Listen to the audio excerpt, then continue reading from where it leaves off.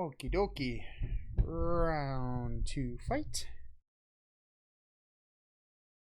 The other book that I was particularly reflective on while I was on my 72-hour fast was book number 7 in Seneca's Letters to Lucilius. And book number 7 is entitled The Crowd.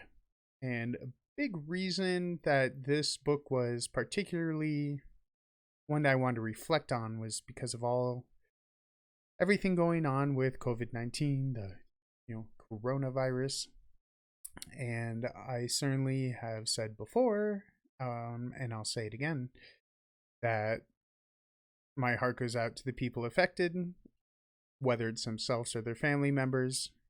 There's a lot going on. It's hard to keep track of all of it. But one thing I've noticed is, particularly on social media, is that the tropes go around pretty hard and fast. And they change quite often. People don't even notice, whether it's washing your hands for 10 seconds or 15 seconds or 20 seconds. And one of the tenets of psychoanalysis, is whenever someone is appearing to do something virtuous or something altruistic, well, immediately you might want to question, do they have ulterior motives? And usually that is the case, and it hides in the background so that they don't even notice. But people do often look for accolades from the crowd, and that's because as humans, that's how we verify our sanity, really. We bounce ideas off of other people, and this is why my parents don't understand me at all, because they bounce an idea off me and I totally reject it. However, all their friends, their daytime talk shows, or the news, whatever it happens to be, is reinforcing and verifying the idea for them. Maybe they didn't look into it themselves at all, outside the fact that there's a uniform consensus. Well, Seneca points out to us, as do many philosophers, that the popular consensus, never is the truth. Because something happens when an idea gets into the crowd that perverts it and changes it. And it's generally based on people's cognition, how they interpret the idea, how they disperse it, etc. One of the worst examples of this in history is, of course, the radio came out, and electricity and everything in force all together. And Hitler gave his speeches very late at night, so people were tired and their guard was down, way down, because they were exhausted. They've been working all day, and then they had, basically had to come out to these things. And he had these big lights behind him that would shine down. Lights, they'd extend into the sky. You couldn't even see the top of them, and they'd shine down on the people. And he would be up on stage, above them, maybe much like a TV set is above a child, and big head, and look almost godlike in a sense. And he would disseminate his vile opinions to the crowd, who would eat him up. And there's a giant danger that, and I'm gonna hop right into it. This one takes me about 6 minutes to read, 6.5 minutes. Now I'll go over some of the quotes. By the way, you might have noticed, or not, that I frequently take breaks from social media. And this is because on social media, well, a philosopher or hermit used to have the option to seclude themselves from society almost entirely. It can't do it anymore with property taxes and such, and there's probably no one that's willing to sustain you for your wisdom nowadays. But with social media, you can be at home, you can be secluded, but you can also have that mass mentality from the crowd sort of invading your thoughts.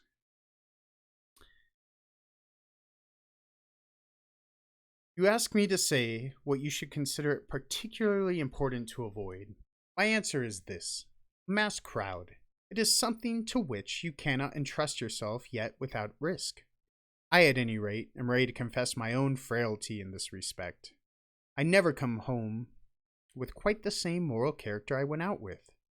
something or other becomes unsettled where I have achieved internal peace. Some one or other of the things I had put to flight reappears on the scene.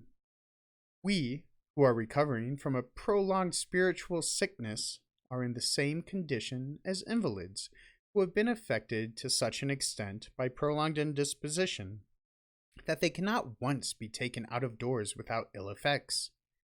Associating with people in large numbers is actually harmful. There is not one of them that will not make some vice or other attractive to us, or leave us carrying the imprint of it, or bedaubed all unawares with it. And inevitably enough, the larger the size of the crowd we mingle with, the greater the danger. But nothing is as ruinous to the character as sitting away one's time at a show.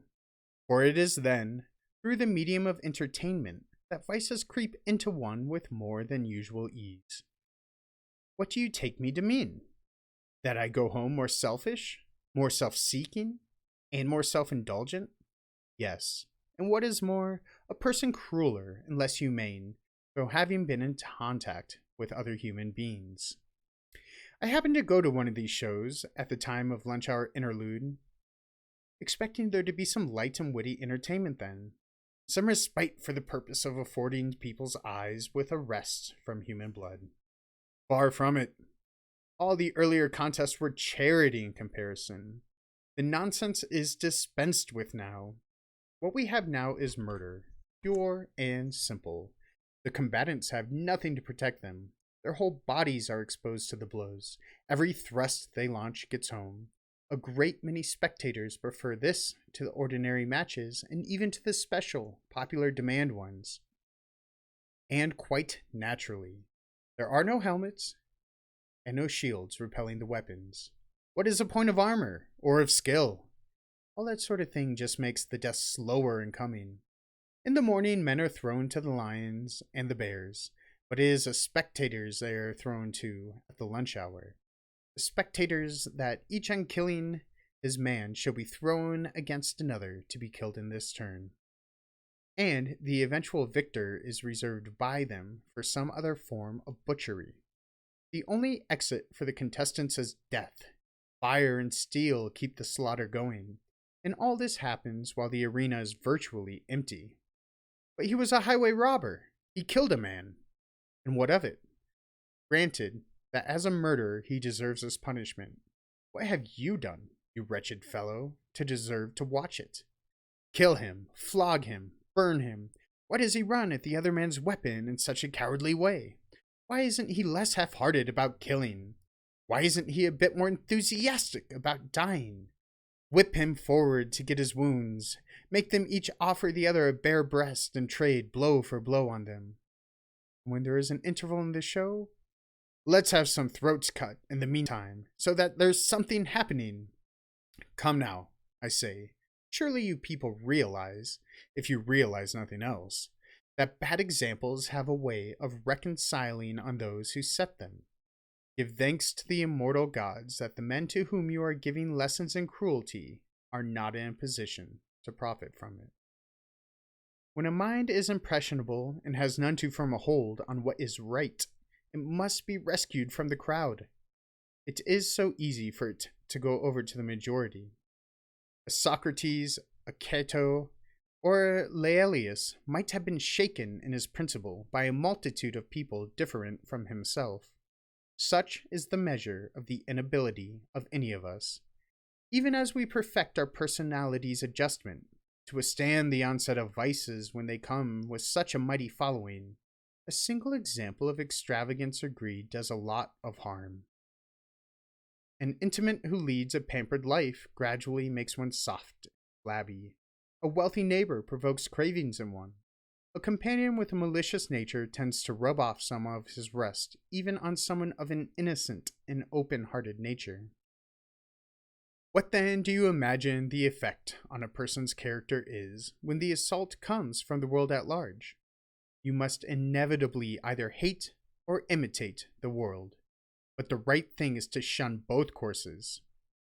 You should neither become like the bad because they are many, nor be an enemy of the many because they are unlike you. Retire into yourself as much as you can. Associate with people who are likely to improve you. Welcome those whom you are capable of improving. The process is a mutual one. Men learn as they teach, and there is no reason why any pride in advertising your talents abroad should lure you forward into the public eye, inducing you to give readings of your works or deliver lectures.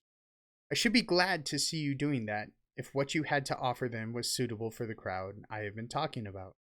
But the fact is, not one of them is really capable of understanding you. You might perhaps come across one here and there, but even they would need to be trained and developed by you to a point where they could grasp your teaching. For whose benefit, then, did I learn it all?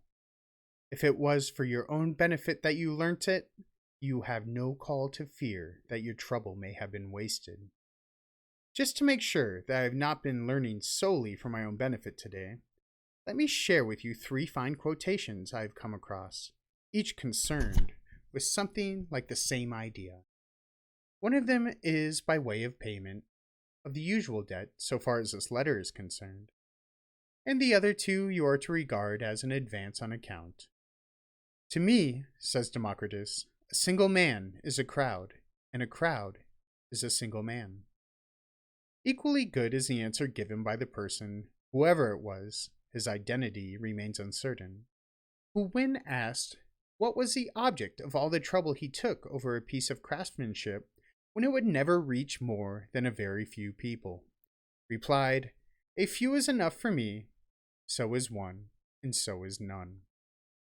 The third is a nice expression used by Epicurus in a letter to one of his colleagues.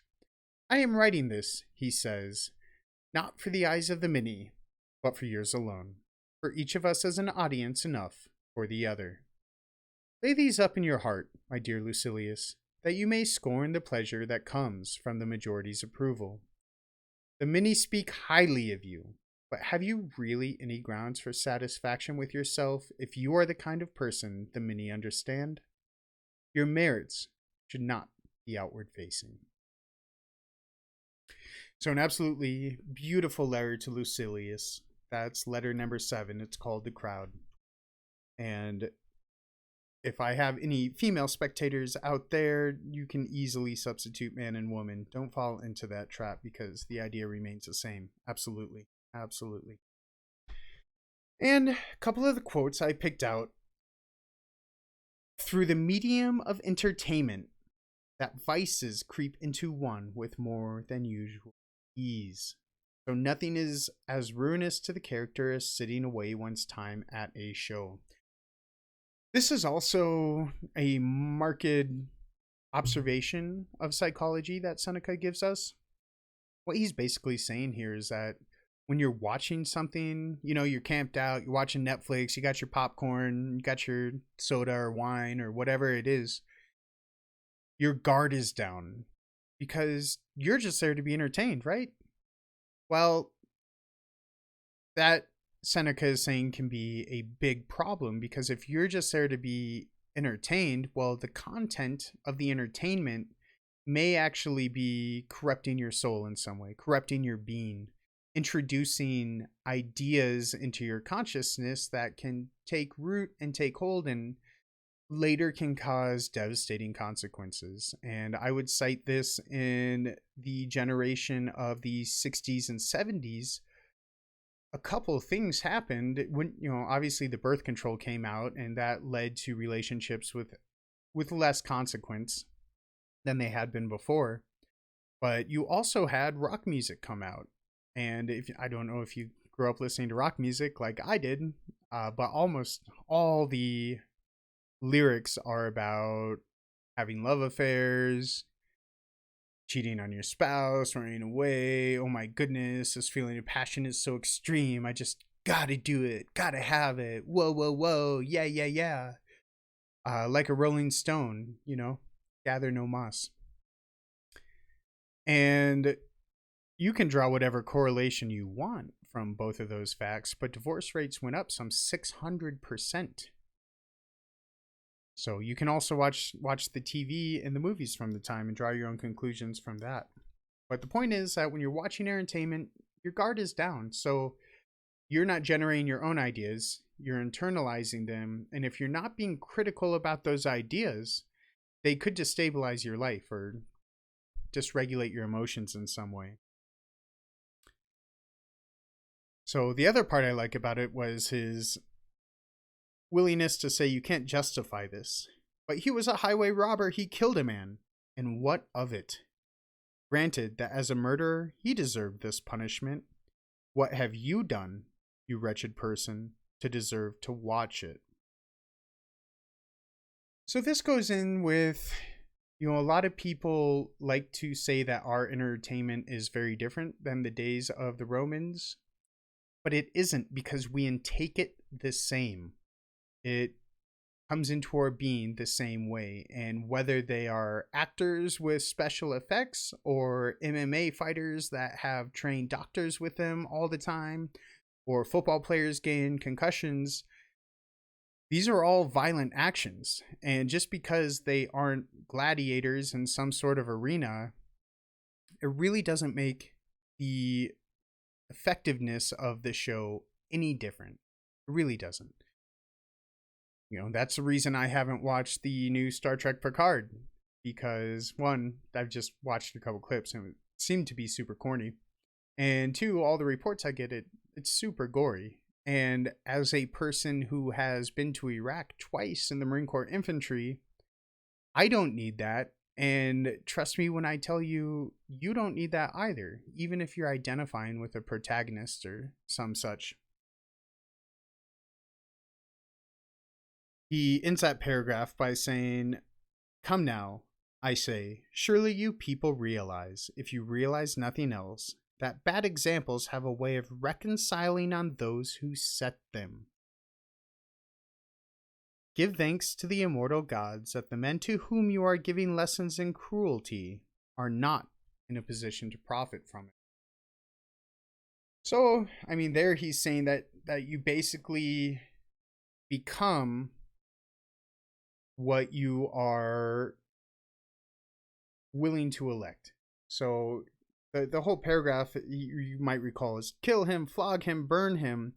What he's saying is who are these people as spectators to be urging other men's deaths when they aren't willing to be in there themselves? But also that this sort of contamination from encouraging violence could creep out on them in some other form or fashion. Maybe they get too drunk on their flagons of wine at the show and they go home and there's examples of domestic abuse or bar fights or stabbings in the alley.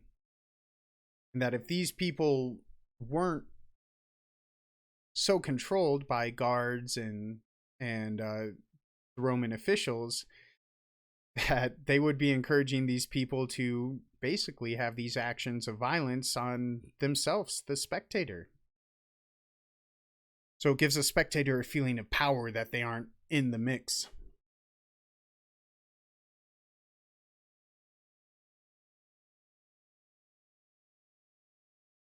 What then do you imagine the effect on a person's character is when the assault comes from the world at large? You must inevitably either hate or imitate the world, but the right thing is to shun both courses. You should neither become like the bad, because they are many, nor be an enemy of the many, because they are unlike you. Retire into yourself as much as you can. So this is something that I think maturity brings about, because you feel like you either have to be a part of the world or to despise it. And those are both bad philosophies, Seneca is saying. Because what you can do is you can retire into yourself, and you can avoid that altogether without imitating it or hating it. And that's a very powerful position to put yourself in. Because when you do meet people that you can resonate with, and Seneca and Democritus and several philosophers have said that you're lucky if you find 1, 2, or 3. The whole reason I'm doing this modern Pneuma is not because I expect a lot of followers. It's because I'm hoping to leave a trail of breadcrumbs of my knowledge path that has helped me to lead a better, more moral, successful, peaceful life that has led me to much more happiness than I would have otherwise. So he says about friends, you might perhaps come across one here and there, but even they would need to be trained and developed by you to a point where they could grasp your teaching. For whose benefit, then, did I learn it all? Which was always what I was asking myself. Why do I study? Why do I read? Why do I forego a lot of comforts and a lot of money and jobs and a lot of tradition in human society to be holed up listening to podcasts, lectures, reading books? This is Seneca's answer. If it was for your own benefit that you learnt it, you have no call to fear that your trouble may have been wasted. So in essence, you do you. Do it for you. And that's what's up, because that's how you lead a happy life. You just have to stop worrying about all the noise out there, all the cheering crowd. He ends it with this. The many speak highly of you, but have you really any grounds for satisfaction with yourself if you are the kind of person the many understand? Your merit should not be outward facing.